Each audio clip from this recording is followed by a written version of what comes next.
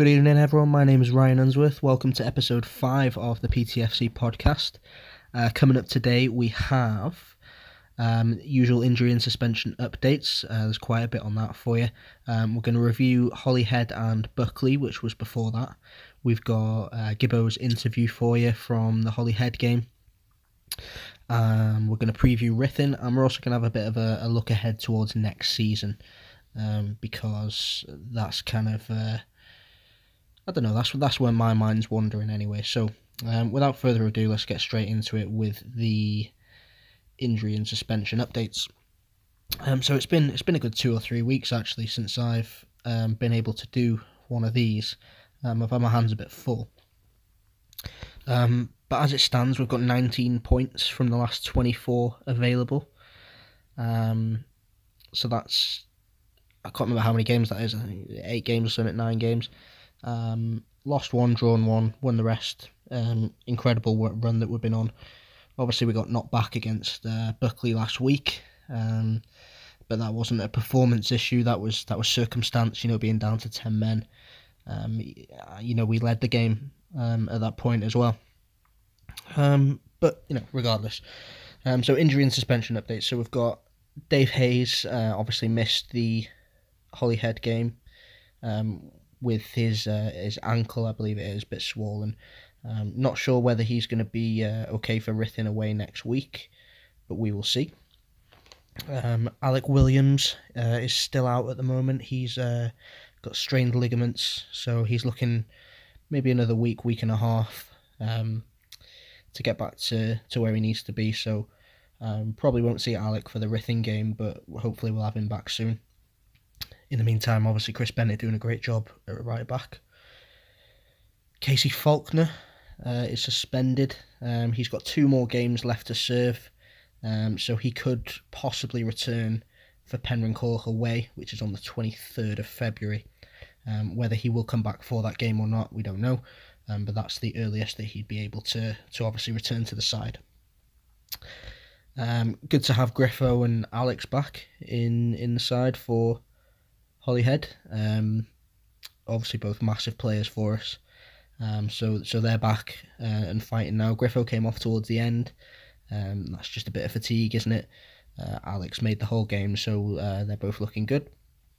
The only long-term injury that we're looking at, obviously Ross Weaver.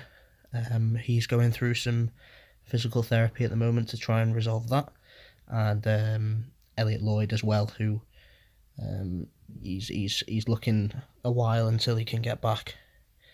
Ryan Woods is unavailable at the moment, but Ryan Roberts actually did really well, in his position in goal. So it'll be good to have Woodsy back as well. Now moving on, the first game that I want to focus on is Buckley. Before I move on to the Holyhead game. So we had 2 goals in the first half.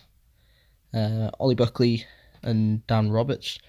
Ollie Buckley's goal, I think, came from a Macaulay Taylor forward ball. Good finish. And then Dan Roberts, there was a bit of a scrap in the box and he ended up getting on the end of it ahead of the keeper. So 2-1, we went into the half-time break. But we were down to 10 men because Casey Faulkner got sent off. Now the sending off, I mean, it is a red card because he did a bit of a David Beckham thing and kicked out behind him. But I think it was the number 5 for Buckley had actually pushed him into the barrier. Obviously said something to him.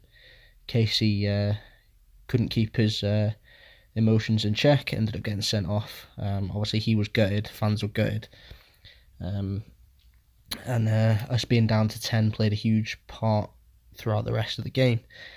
We hung on as best we could, but they did grab 2 goals, and there was some controversy over both of them actually.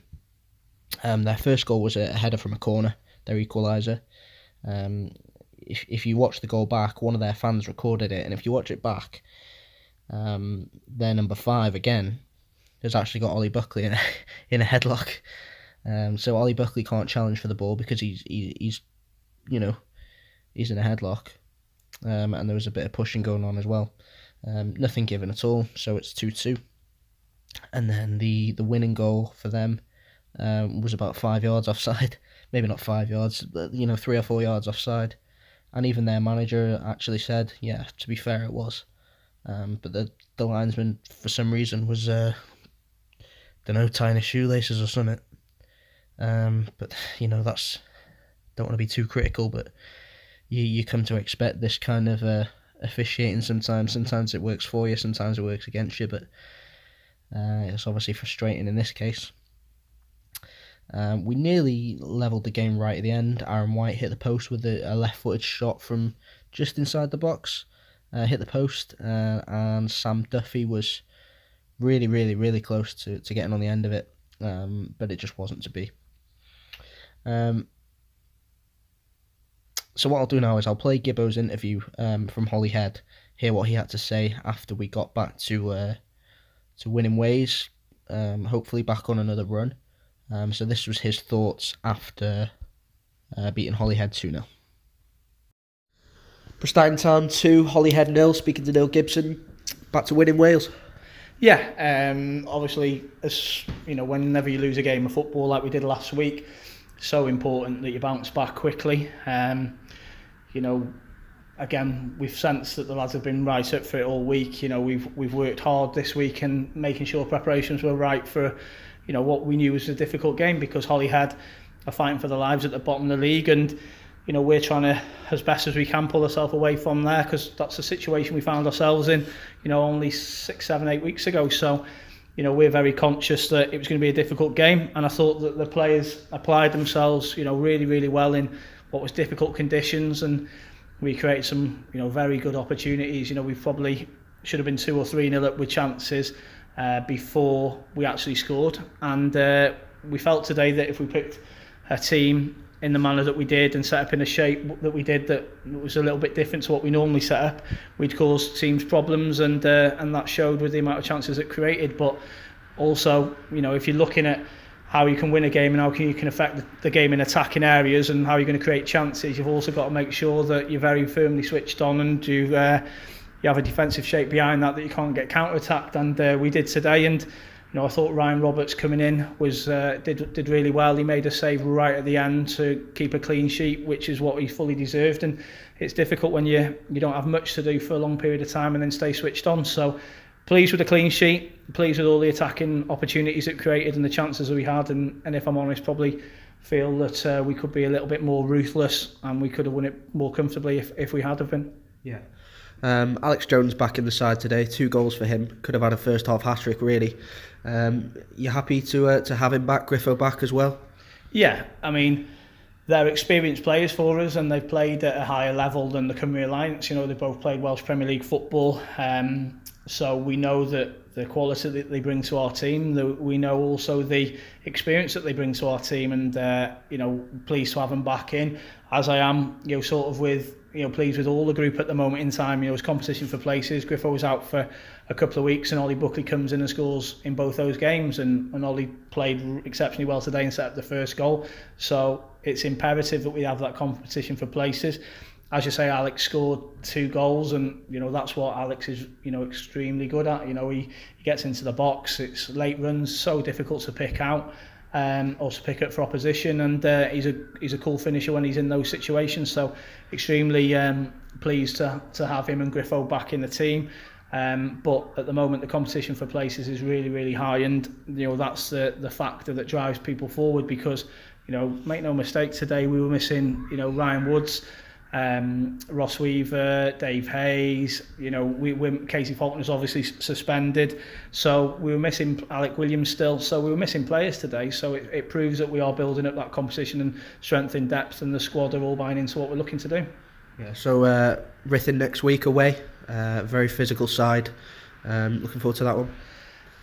I must say I've been impressed with Ruthin. I wasn't at Prestine when they played us earlier in the season, but I came down and watched the game as a fan, and Ruthin were very good on that day, and we rallied back, and scored 2 late goals to make it. I think it was 3-2 on reflection, on memory. But I've been impressed with Ruthin in the last sort of 18 months and how they've gone about the work. They've got some excellent players. I believe if the scores have been told are correct, I believe they've drawn with Flint today. So, we're fully understanding that we've got a tough task next week, but it's all about our preparation this week to make sure we're right. We'll have a game plan of how we can go up and cause Ruthin problems, and we'll go there, on the back of this result, and and be fully expecting to put in another good performance again and cause Ruthin some problems. Nice one, Gibbo. So there you go. Gibbo mentioned there about the squad depth halfway through that interview. In terms of the last couple of weeks when we were missing when we were missing Griffo and Alex, we had players that came in, the likes of Ollie Buckley, who came in and scored in successive games. So the changes that we made for the Holyhead game, so Ryan Woods, Casey Faulkner, Dave Hayes, Macaulay Taylor and Connor Shackleton, they all came out for one reason or another. Mostly due to unavailability, suspension and injury, and they were replaced by Ryan Roberts, Ian Griffiths, Alex Jones, Aaron White and Warren Adam. James Hay started both games, but he went to centre back for the Holyhead game. Played really well there with young Dan Roberts, and we actually got a clean sheet against Holyhead, which is obviously a massive positive. Clean sheets have been coming lately. So there's another one, largely down to Ryan Roberts. Made a really, really good save at the end at his near post to maintain that clean sheet. Good centre-back performance, like I said, Jimbo and Dan. Jimbo's a leader back there. He's another vocal player, and I think it benefits Dan Roberts to have someone like that next to him who's going to, tell him where he needs to be positionally in certain situations. James Jones came on towards the end of the game, just to shore things up when Danny Davis got a bit tired at left back, which is obviously good. James Jones will throw himself in front of anything, as we've said before, and we had a lot more tenacity in midfield, I thought. Now, I like Connor Shackleton, good range of passing, nice tidy player, but we had Warren Adam come in that position. He's an absolute Rottweiler in midfield. He'll win anything back. Another vocal player, which helps, and Alex Jones came in as well. Now, Alex, you can't really put down his position, can you? He tends to play 10 behind the striker, but he'll come deep and help out all the time as well. So you're getting that kind of extra tenacity in midfield to win the ball back, and that really worked for us in the Holyhead game. The goals, Alex Jones got both of them. The first one was a back post. I'm not sure if he put it in with his head or his foot. I can't remember. It was a bit of a scramble, but Ollie Buckley put a cross in at the back post. He'd been doing that during the game up to that point, actually. And then that one worked. So Griffo and Alex got up the back post. Alex ended up putting it away. And then the second goal, Benmar went for a volley. I think it fell to Alex, and it was just a great finish. Put it where the keeper couldn't reach it. Sam Duffy came on again, which was great. That's his third appearance now. It's great to see the trust that's been put in Sam Duffy, because I watched him for the reserves and he's class. He's absolutely class. I think since we did the last podcast, the reserves have played, and he got 2 goals, and he came off at half time because he was going to be on the bench for Buckley, and he was fuming. He wanted to finish the game with the reserves and still be on the bench for Buckley. Jane Norbury was also on the bench. He's obviously made an appearance for the first team before. He seems to be the go-to when we need, a midfielder or a centre-back on the bench for us. And I thought the fullbacks did really well as well, actually. Chris Bennett and Danny Davis both love getting forward. Bennett nearly had a goal himself, bombing forward from the right side, took on about 3 people, and got a shot off down low to the near post. Saw that one saved. So it's good. We owed Holyhead one, because the last time we played them away at their place, that was only one of 2 wins they've had all season, and they they Millwalled their way to that win. They They had a game plan, and it wasn't based on football. Let's say that. So it's good to get a win back over them. But they did pose a threat, and we kept the clean sheet. So you've got to be happy with it. Now Ruthin, we have Ruthin this Saturday the 2nd.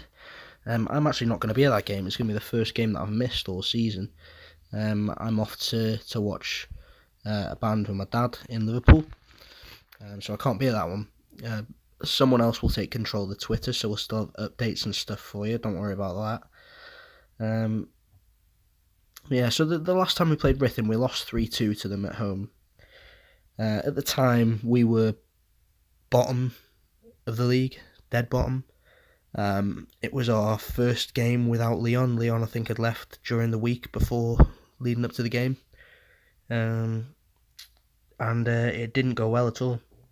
We were down 3-0 until the 87th minute when Griffo got a goal. 2 minutes later, Matty Griff got a goal in the 89th. And there was some genuine hope, I remember.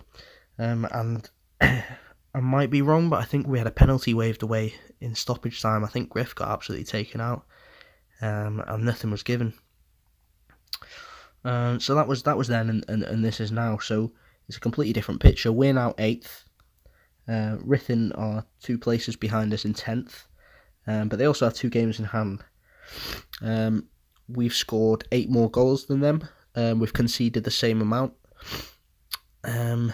So, you know, both teams are in a very different position now, but their threats haven't changed. You know, they're a very physical side in terms of their running, very fit. Liam Morris is obviously the danger man. He's up there with the top goal scorers in the league. So you know, we need to control him. But you know, we have Alex and Griffo back. Hopefully Hazy will be back. And after that slip up against Buckley, hopefully we're back on track now, and we can pull off a win here. And we could go 6th with a win. We could go up 2 places, put an even bigger gap between ourselves and the chasing pack, which actually includes Ruthin. So yeah, you know, we could go 6th, and that's got to be the focus, and I'm sure it will. I'm sure Gibbo will draw that into them. You know, we need to finish the league in a position that, you know, reflects the way we've been playing the second half of the season. And that leads quite nicely on to the next topic, which is next season. Now, there's been, make no mistake about it, the owners have said that promotion is the goal for next season. That's exactly what we're aiming for. Now, if you think that, you know, Airbus are going to go up, let's be honest, Llandudno will probably come down. So that will leave the contenders for the league next year ourselves, I would say. Flint, Rill, Porthmadog, maybe Bangor, depending on what the bloody hell's going on there. And you know, if Didno get some investment, then maybe they might be looking to go back up at the first time of asking, if they do indeed go down. But in terms of our squad, you know, we've got a squad of players that absolutely love playing for the club, and that's a cliche, but it's true. You know, that comes from Gibbo, it comes from the fans. You know, these players want to play for the best fans in the league. They want to play for what I believe is the best manager in the league. Dan Roberts is a great example. The kid is he's 18. He's an under-18 Wales international, and he absolutely loves playing for Prestatyn. Simple as that. You know, he's told me that himself. Dave Hayes is the best centre-back he's ever played alongside, he says. You know, he's learning a lot from him, and that can only benefit Dan and Prestatyn in the long run. Dave Hayes, on the subject of him, hopefully he stays on another season after this, if not more. But we you know, we don't want to be discussing that yet. Let's just enjoy having Dave here while he is. Griffo has obviously got the hunger back since coming from sports, and so I can see Griffo carrying on. You know, he's bagging the goals, why wouldn't he? And age-wise, everyone else in the squad is either in their prime or they're approaching it. So the squad's looking good for next season. Obviously, you could see some players coming in. Gibbo has a lot of trusted players that he's worked with before. He's already brought back the likes of Alec Williams and Connor Shackleton, and Warren Adam, the rest of the boys that have come in, Ollie Buckley, Ben Marr, Ross Weaver. These are all players that he trusts, and in Dreamland, Michael Parker comes back in the summer, and sits in that midfield and helps Prestatyn get promoted again. That's what I would love. I have genuinely no idea whether that is even in the plans at all. But there's other players besides Parker. There's your Jack Kennys, and others. So you don't know. We don't know what's going to happen in terms of players coming in. But the main point is that we have a good, strong squad to start off with, going into the league campaign next season. And the massive thing for us is the youth. Here's a list of players for you: Sam Duffy, Jay Norbury, Lewis Roberts, Lewis Hughes, Aaron Barber, Nathaniel Hume, Ollie Williams, Macaulay Taylor, Aaron White, Sam Hurd, Elliot Lloyd, Casey Faulkner, Lewis Thompson, Dan Roberts, Danny Ward, Ben Sedgwick, and there's more than that.